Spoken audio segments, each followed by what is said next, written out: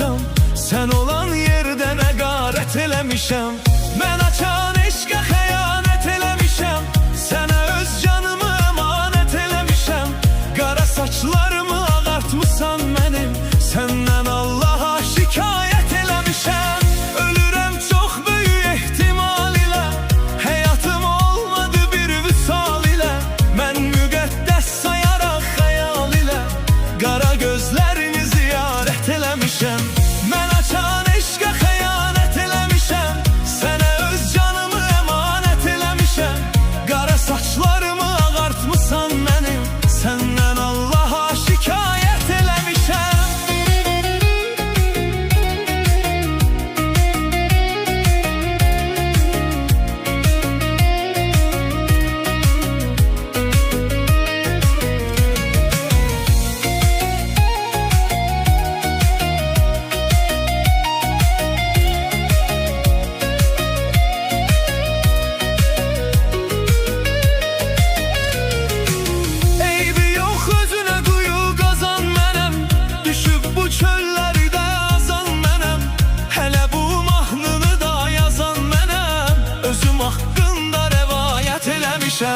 Mən açan eşqə xəyanət eləmişəm, sənə öz canımı əmanət eləmişəm.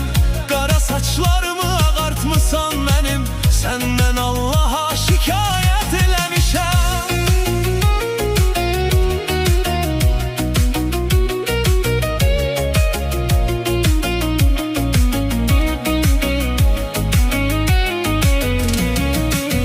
Nə bilirdim ki mən bu hissiyatı, sevgini, musigini, şeiriyatı.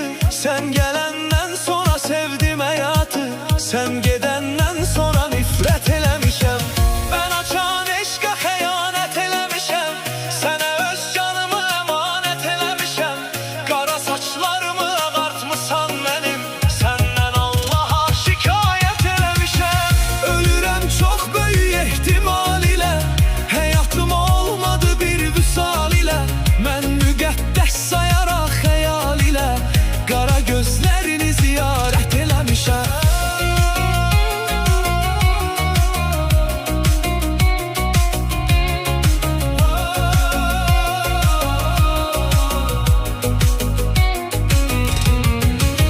Mən açan eşqə xəyanət eləmişəm, sənə öz canımı əmanət eləmişəm.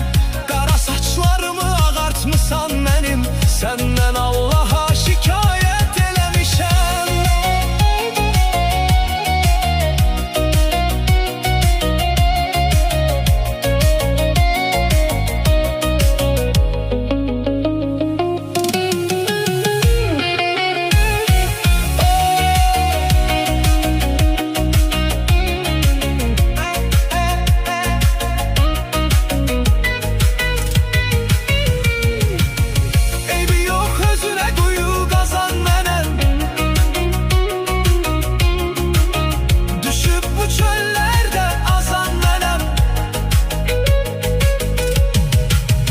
Hələ bu mahnını da yazan mənəm, özüm haqqında rəvayət eləmişəm.